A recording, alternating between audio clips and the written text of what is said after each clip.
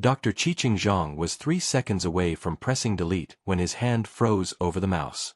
It was 2:17 a.m. on January 9, 2023, at the Purple Mountain Observatory in Nanjing, China.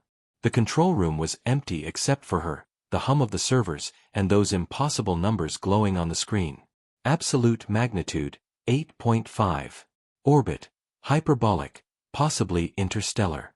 Speed, 112,000 miles per hour toward the inner solar system. And most impossible of all, brightness predictions suggesting that by October 2024, this object would be visible to the naked eye. Potentially the brightest comet in 27 years. But that was statistically absurd. Qiqing was 29 years old, just 2 years out of her PhD. Astronomers spent entire careers without discovering a significant comet. And she would find the comet of the century on her 47th night of routine observation? It had to be a mistake. A bug in the software. A lens reflection. A misclassified satellite. Something. Anything but what the data said. She checked the calibration. Perfect.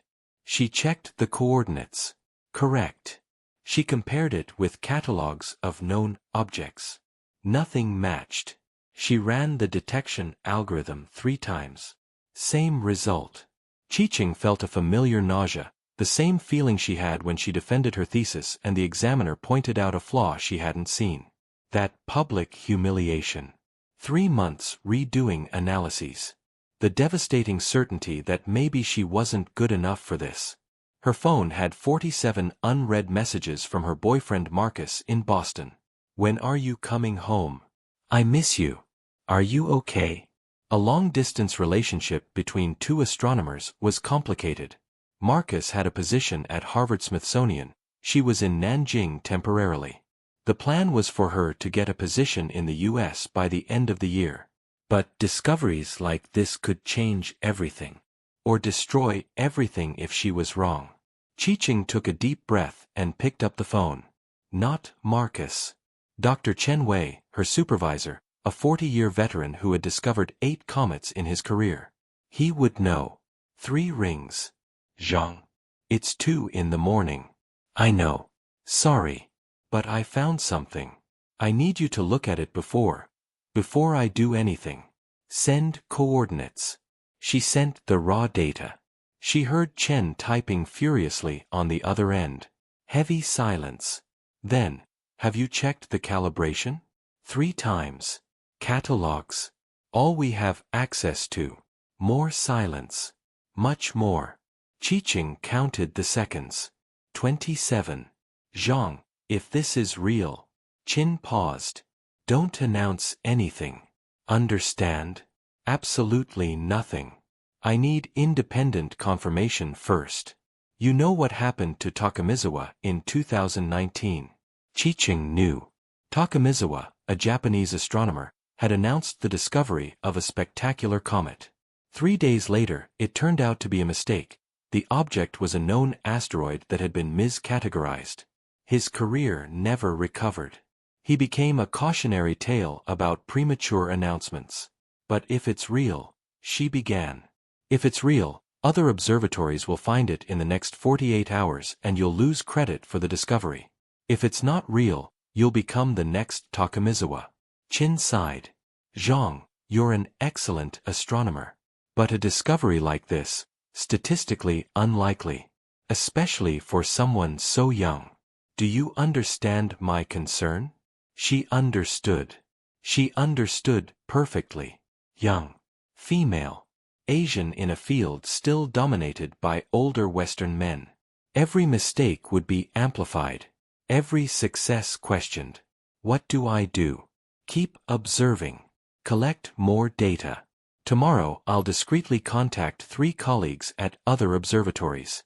We'll ask them to point their telescopes at the same coordinates. If 3 independent sources confirm it, then we have something. If they don't confirm it. He left the sentence hanging. Qiqing hung up and looked at the screen.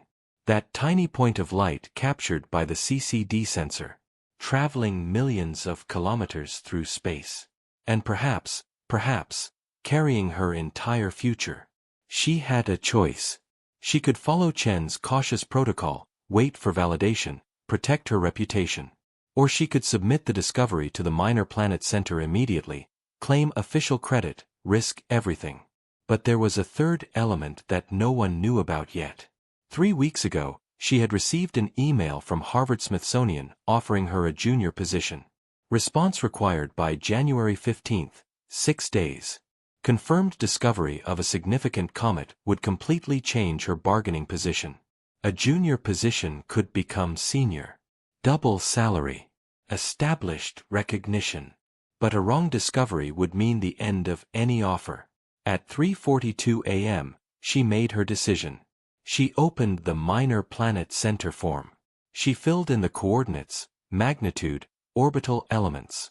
She added a note: preliminary discovery requires urgent confirmation.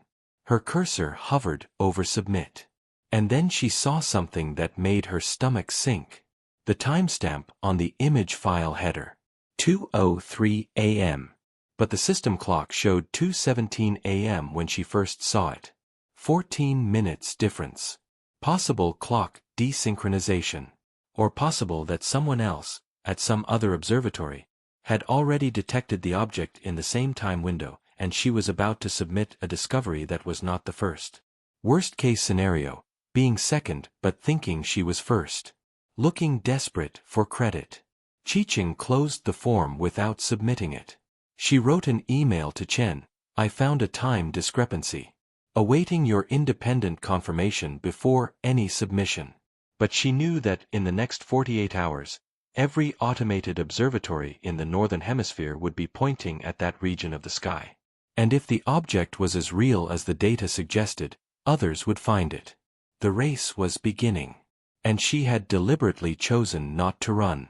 If you want to know if Chi-Ching's numbers were right, if that object was really the discovery of the century or a mistake that would destroy her career, and how a choice at 3 a.m. changed not only her life but how the world sees the sky, subscribe to the channel because this story of scientific courage is just beginning.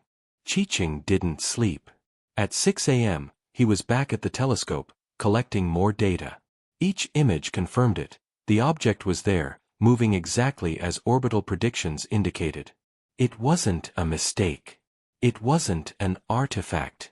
It was real. At 9 a.m., Chin arrived at the observatory with 3 printouts of emails. I sent confirmation requests to Kitt Peak in Arizona, the European Southern Observatory in Chile, and Mauna Kea in Hawaii. I used personal contacts, discreet requests.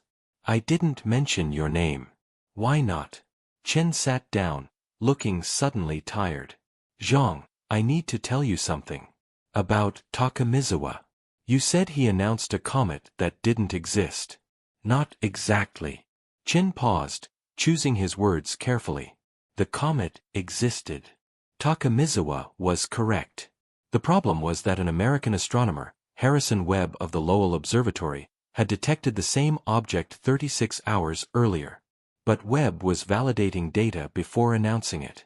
Takamizawa, eager for discovery, submitted first. Chi-Ching felt something cold run down her spine. And the Minor Planet Center reviewed the timestamps. It discovered that Webb had temporal priority. It credited the discovery to him. Takamizawa was accused of premature submission without proper validation. Later, rumors began that perhaps he had seen Webb's preliminary observations on a shared network and confirmed them with his own data. Chen looked her straight in the eye. The rumors were never proven. But his career was over anyway. Do you think I saw someone else's data? No. Chen was too quick. Then he corrected himself. I mean, I don't believe you would do that consciously. But Zhang, observatories share automated detection networks. Sometimes preliminary data circulates before it is officially published. It's possible to see something without realizing you've seen it. The veiled accusation hung between them. Chi-Ching felt anger rising. I didn't steal anyone's discovery. I know. But others don't know that. That's why I didn't mention your name in the confirmation requests. I made it look like I discovered it and am asking colleagues for validation. Chin stood up. It's for your protection. But it seemed like something else. It seemed like Chen was positioning himself to claim credit if the discovery was confirmed. Chi-Ching spent the day analyzing every frame of data she had collected.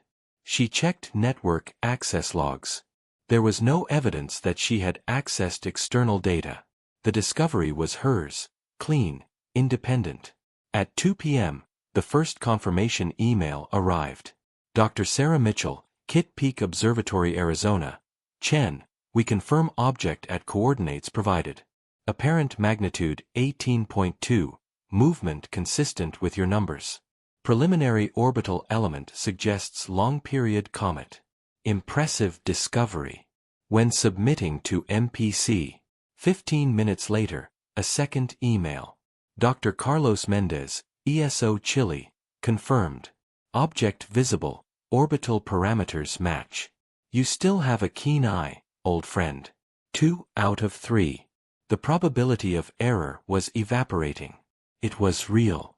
But Chen didn't show Chi-Ching the emails.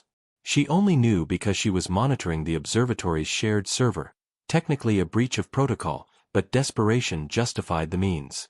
At 6 p.m., she confronted Chen in his office. You received confirmations. Why didn't you tell me? Chen didn't seem surprised that she knew. Because I'm waiting for a third confirmation. And because I need you to understand something. He opened a drawer and took out an old letter, yellowed paper, dated 1997. I discovered a comet when I was 32. It wasn't spectacular, but it was mine. I sent my discovery to the MPC. 3 days later, I found out that a French astronomer, Pierre Duchamp, had detected the same comet 2 weeks earlier but was waiting for validation. When he finally submitted it, the MPC credited him. Officially, my comet was an independent rediscovery. Footnote. Not the first discoverer. Chen. Do you know how many people remember second discoverers? Her voice had the bitterness of decades. Exactly 0. So yes, I'm cautious. Because I know that a fraction of a second makes the difference between being remembered or forgotten. Chi-Ching understood then. Chen wasn't protecting her. He was reliving his own trauma. And maybe, just maybe, part of him wanted her to experience the same pain. Or worse, he wanted the credit for the discovery for himself. If you submit it using your name, I'll expose that the data is mine. Chen stared at her. And who's going to believe you? A 29-year-old junior astronomer versus a 40-year-old veteran? Zhang, you're talented. But this field doesn't forgive youth or haste. She left the office trembling with anger and fear. She called Marcus in Boston. He answered on the third ring, his voice concerned. Chi-Ching, are you okay? You haven't responded to messages for 2 days. Marcus, I need advice. I don't know what to do. She told him everything, the discovery, Chen, the timestamps, the confirmations, the risk of being second. Marcus listened silently. When she finished, he said calmly, submit it now. But what if I'm wrong? You're not wrong. You have solid data, 2 independent confirmations. And Chi-Ching, do you know who Harrison Webb is? The guy who discovered Takamizawa's comet first? No. I know him. He works here at the Smithsonian. And do you know the secret that no one talks about? His discovery was accidental. Automated detection software picked up the object. He wasn't even looking at that region. Takamizawa was doing a systematic scan, actively searching. But Webb had the earlier timestamp, so he got the credit. Why doesn't anyone talk about this? Because the astronomy community protects its own. Especially Americans, especially established men. Marcus paused. Chi-Ching, if you wait for Chen, he'll submit it with his name as the primary discoverer. He might mention you as an assistant. He might not. And you'll never get a chance like this again. He was right. She knew he was. But the offer from Harvard. Screw the offer. If you do this discovery right, with your name on it, Harvard will beg you to come. Not as a junior. As a principal investigator. At 10 p.m., Chi-Ching was alone in the observatory again. She opened the Minor Planet Center form. This time, she filled it out completely. Discoverer's name, Chi-Ching Zhang. Observatory, Purple Mountain. Date of first detection, January 9, 2023, 2:03 Universal Time Coordinated. She added all the orbital data, absolute magnitude, brightness predictions, and a final note, independent confirmations obtained from Kit Peak and ESO. Cursor over Submit. Then the observatory door opened. Chen Wei came in, saw what she was doing. Zhang, no. I've made up my mind. You'll regret it. The community will question it. They'll investigate. They'll find out I was right. She clicked Submit. The form was sent. Confirmation appeared on the screen. Submission received. Temporary designation number will be assigned in 24 to 48 hours pending review. Chen stood still, his face unreadable. Then he said quietly, "You just made an enemy of someone who could have been your greatest ally. Or I just stopped you from stealing my work." He left without answering. Chi-Ching was left alone, her heart racing, her hands shaking. She had done it. Irreversible. In the next 48 hours, the Minor Planet Center would review the submission. It would check if anyone else had detected the object before. It would validate the data. And then she would either be recognized as the discoverer of the most significant comet in decades, or she would be exposed as an ambitious young woman who had made a catastrophic mistake. There was no middle ground. The first 12 hours were silent. Chi-Ching compulsively checked her email. She refreshed the Minor Planet Center page. Nothing. Just an automatic confirmation of receipt. Marcus called at 8 a.m. "Did you sleep?" "No." "Did you eat?" "I can't." "Chi-Ching, you did the right thing. Breathe." But breathing was difficult when her entire career depended on validation that might never come. At 1 p.m. on the second day, an email arrived. Not from the MPC. From Dr. Timothy Bradshaw, Director of the Astronomy Department at the University of Arizona. Subject, your submission to the MPC. Chi-Ching's hands trembled as she opened it. Dr. Zhang, I was contacted by the Minor Planet Center to independently verify your discovery of the object temporarily designated C/2023A3. I confirmed the detection in our archive images dated January 8, 2347 Universal Time Coordinated.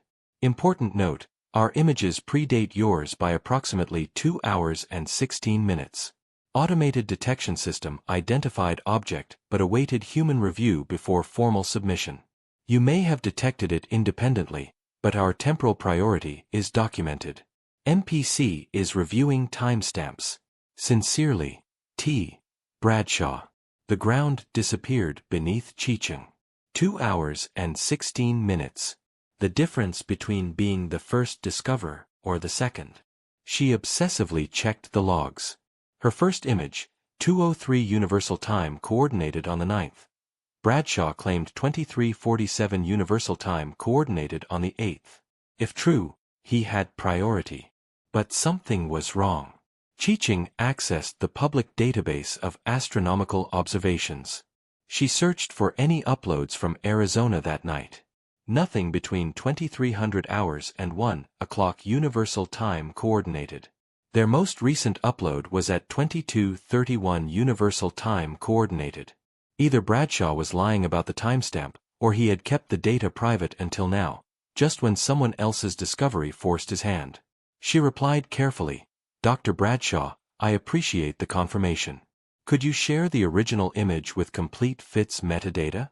To reconcile the time discrepancy in the public records." The reply came in 40 minutes. Metadata is being compiled. It will be sent to the MPC directly. I cannot share raw data with third parties before official review.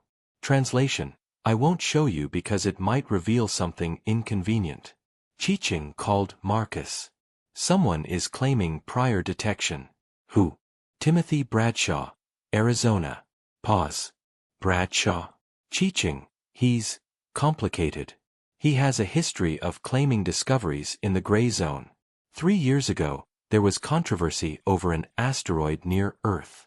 An amateur astronomer in Australia detected it first, but Bradshaw submitted it 6 hours later, claiming independent detection with a timestamp just minutes behind the amateur. MPC credited Bradshaw because he had verifiable professional infrastructure. So he steals discoveries. Not proven. But he operates on the edge of ethics. Marcus sighed. And he has connections. He's on the MPC advisory committee. The realization hit like a punch. Bradshaw was on the committee that would decide who got credit. Obvious conflict of interest, but the astronomy community was small, incestuous. Everyone knew everyone. Favors were currency. Cheeching spent the next 18 hours doing what she did best, meticulous analysis. She downloaded all the public images from the Arizona Observatory from the past week. She checked upload patterns. She found that they consistently published data 2 to 4 hours after collection. Except on that night. On that specific night, nothing was published until 14 hours later, exactly when she had submitted her discovery. It wasn't proof of misconduct, but it was suspicious. She documented everything. Screenshots, time analyses, public server logs. She prepared a 15-page report detailing discrepancies. Then she did something risky. She posted her analysis on a public astronomy forum with the title, "Concerns about Transparency in Discovery Claims." She didn't mention Bradshaw by name. She didn't need to. The community was small enough. Everyone would know. The response was immediate. Some supported her. Good investigation. Timestamps are sacred in astronomy. Transparency is necessary. But others attacked her. A junior astronomer accusing a senior one? That's desperation for credit. Maybe she should focus on doing science instead of politics. And then Chen Wei posted, publicly, "As Dr. Zhang's supervisor, I should note that she is a dedicated researcher, but this situation highlights the importance of proper validation before submissions. Young scientists sometimes act prematurely.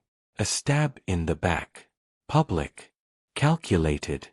Cheeching felt such intense anger that he had to leave the observatory, walk in the January cold until his hands went numb. Marcus called at 3 a.m. her time. "I saw Chen's post. That son of a... He's getting revenge." "No. He's protecting himself.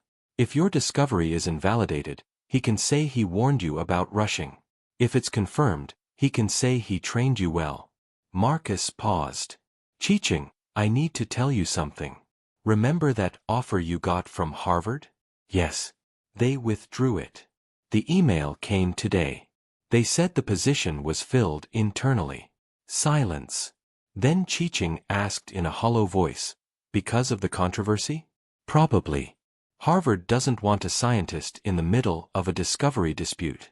Especially a junior one, especially a woman, especially against an established name like Bradshaw. So that was the cost. Not just potentially losing credit for the discovery, but losing the opportunity to work with Marcus, to have a stable position, to have the future she had planned." "I ruined everything," she whispered. "No. You chose integrity. The system that punishes that is broken." The next morning, an email from the Minor Planet Center. Subject, designation of C/2023 A3, Suchinshan Atlas. Cheeching's heart stopped. Suchinshan was the Chinese name for the Purple Mountain Observatory where she worked. Atlas was an automated telescope in Hawaii. Not Arizona. She opened the email with trembling hands. After reviewing timestamps and metadata, MPC designates shared independent discovery. Suchinshan Observatory Q. Zhang detection January 9, 2:03 Universal Time Coordinated.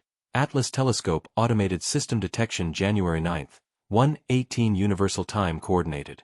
Primary credit, Atlas. Secondary credit, Suchinshan.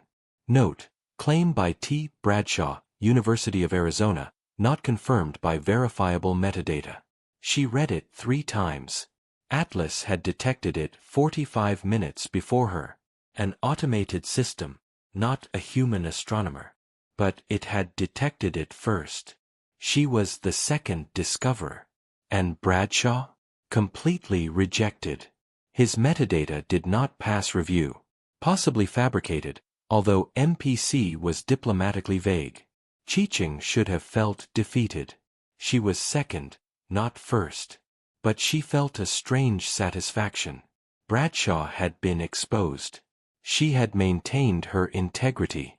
And her name was on the comet, C/2023 A3 Tsuchinshan Atlas. It wasn't what she expected. But it was real. It was hers. Partially. Marcus called. I saw the announcement.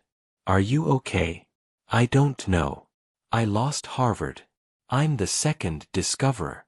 But Bradshaw was exposed trying to steal credit. She laughed without humor.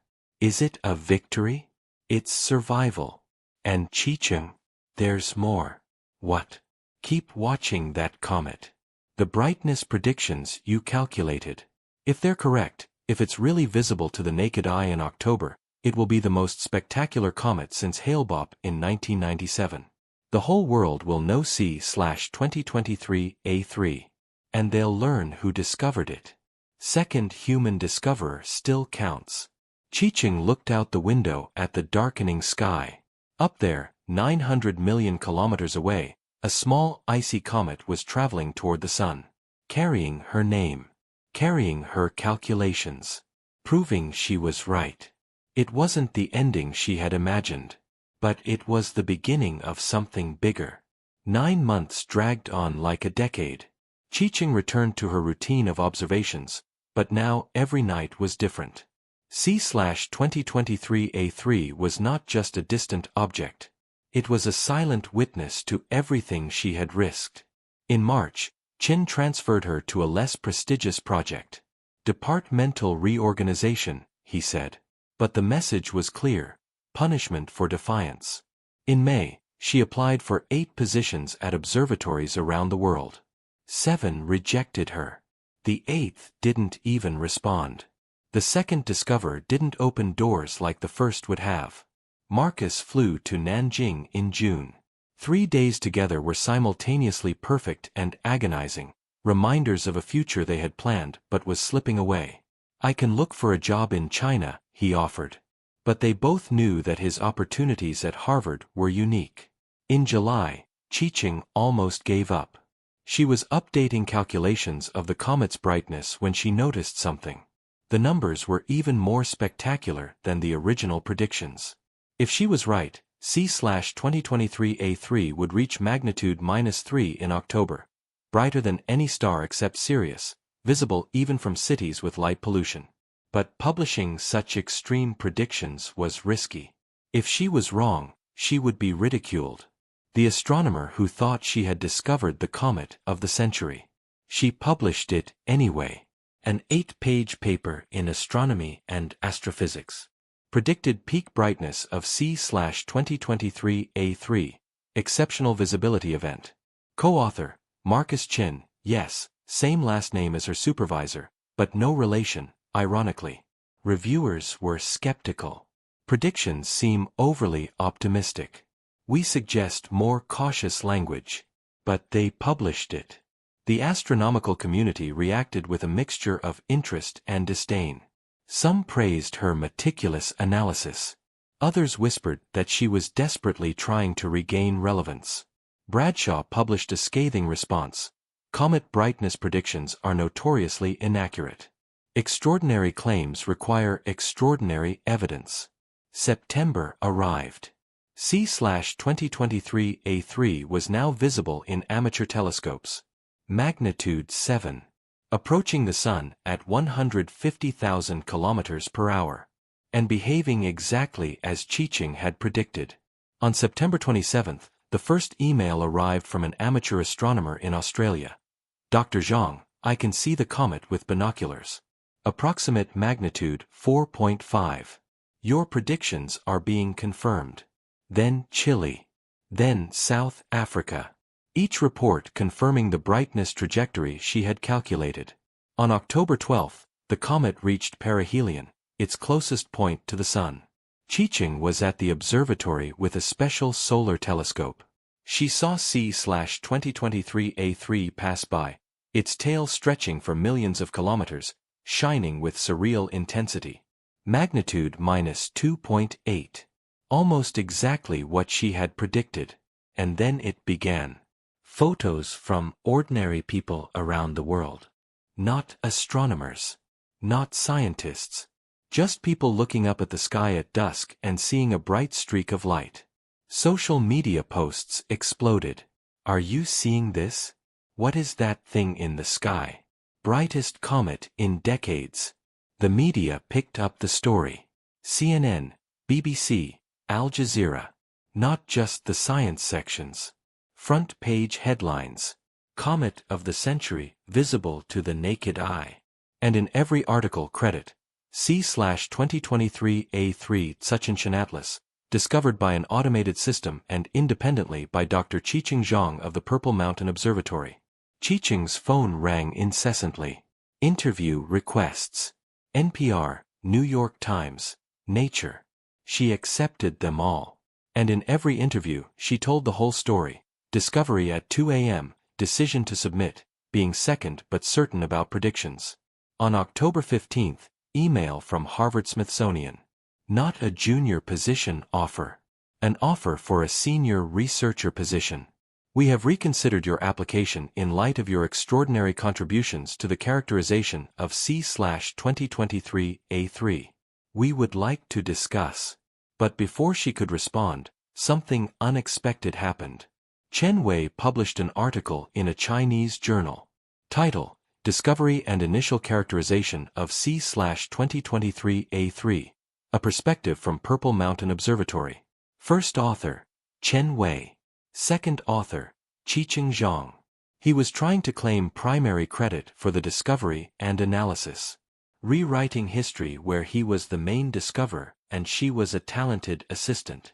Chi-Ching read the article 3 times, feeling familiar anger.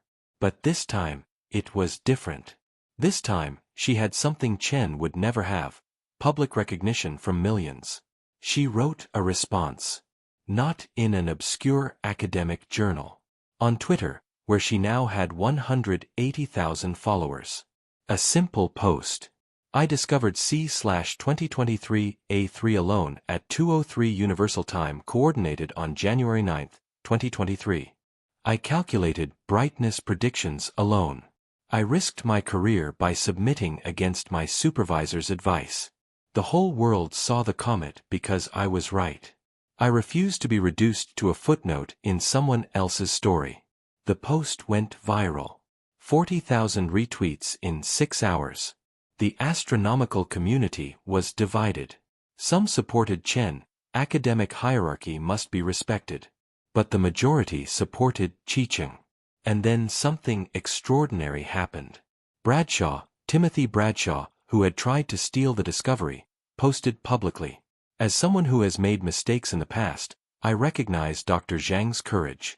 She did science correctly when others, including myself, operated in ethical gray areas. The community should celebrate integrity. It wasn't a complete apology, but it was public acknowledgement of past misconduct, forced by public pressure that Chi-Ching had generated. On October 18, Chen withdrew the article. He published a correction. After reflection, I recognized that Dr. Chi-Ching Zhang was the independent primary discoverer and lead author of the brightness analyses. I regret any confusion. Victory. Not complete, she was still officially the second discoverer behind an automated system. But a moral victory. A public victory. On October 23, the comet began to fade. Moving away from the Sun, returning to the interstellar darkness from whence it came. But it left its mark. 500 million people around the world saw C/2023 A3. More people saw this comet than any other astronomical object in modern history. And everyone knew its name. Marcus called from Boston. I saw Harvard's offer. Are you going to accept it? Qiqing looked out the window. The sky over Nanjing was cloudy, but she knew that up there, her comet was still shining, bearing her name, proving she was right. Yes, I'll accept. But with conditions. Senior researcher position, my own lab, and freedom to investigate scientific misconduct in discovery claims. Will they accept? They will. Because now I don't need them any more than they need me. And it was true. 9 months ago, she was a junior astronomer desperate for validation. Now she was a scientist known around the world. Not because of politics. Not because of connections. But because she was absolutely, spectacularly, undeniably right when it mattered. A year later, Qiqing was on the roof of the Harvard-Smithsonian Center in Cambridge. October 2024. Exactly 1 year since C/2023 had reached maximum brightness. The comet was already beyond Jupiter, invisible, returning to darkness. But it had left a legacy that would never fade. Her lab had a plaque on the door, Dr. Qiqing Zhang, Small Body Dynamics and Ethics in Astronomical Discovery. 2 passions. One born of fascination with the cosmos, the other forged in battle for recognition. Marcus worked 2 floors below. They married in June. No drama. Just 2 people who survived distance, doubt, and discovery together. His relationship with Chen never recovered. He had retired in March, 2 years ahead of schedule. Qiqing felt complex guilt, not for having fought, but for the cost others had paid. Bradshaw had become an unlikely ally. Occasional emails, never mentioning the past. As if acknowledging the mistake had freed something. Not friendship, but reluctant respect. In September, an unexpected email. Sender, Yuki Takamizawa. Dr. Zhang, you did what I didn't have the courage to do. When they accused me, I accepted it silently. It took me 20 years to understand that it wasn't about data. It was about who I was, young, non-Western, threatening the established order. You fought. And you won, not just for yourself, but for all of us who were silenced. Thank you. Qiqing cried as he read it. His story wasn't just about comets. It was about generations of scientists, women, Asians, young people, outsiders, systematically discredited. In October, Nature published an investigation, Inequalities in Astronomical Discovery Credit. Women received 60% less primary credit than men. Asian astronomers, 45% less. The system was not neutral. It never had been. But it was changing. The Minor Planet Center had implemented new policies, mandatory public timestamps, blind review, ethics committee. Not perfect, but better. That night, Qiqing gave a lecture. The room was packed, 400 people. Title: The Comet That Taught Me Courage. 500 million people saw this comet, she said. Do you know why? Because I was right when everyone else was skeptical. Because I risked my reputation on data I believed in. But the cost was real. I lost my initial offer. I was attacked. My supervisor betrayed me. So it wasn't a clean story where doing the right thing solved everything. Silence. But I learned that science isn't just about discovering truths. It's about having the courage to defend them when systems try to silence them. Every time a scientist silently accepts injustice, we make it harder for the next person to fight. A student asked, "Do you regret it?" I regret not documenting it better. But fighting? Never. Because when I'm alone looking at the sky, I know that when it mattered, when I had everything to lose, I chose truth. After the lecture, a young astronomer approached me. My supervisor is taking credit for my analysis. I don't know what to do. Document everything. Find allies. Don't fight alone. Qiqing took her hand. It will be difficult. But living with complicity in your own erasure corrodes the soul in a way that losing your job does not. A week later, Marcus walked into the office.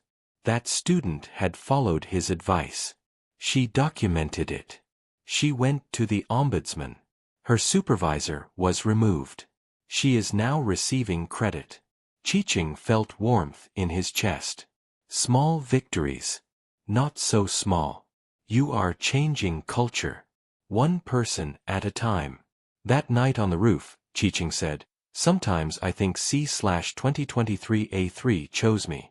That specific moment. If I had waited a day, I might never have submitted it. It had to be exactly that moment.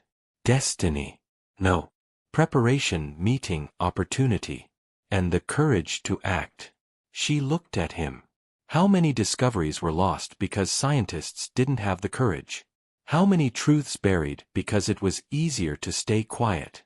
That's why we have to fight. Every time. Even when it hurts. C/2023A3 was 1.2 billion kilometers away, traveling back to the Oort cloud. It would take 80,000 years to return. Qiqing would be dead. But her name would travel with it. Sachin Shanatlas. Forever linked to an object that shone so brightly that the whole world stopped to watch. Not because she was the first, she wasn't.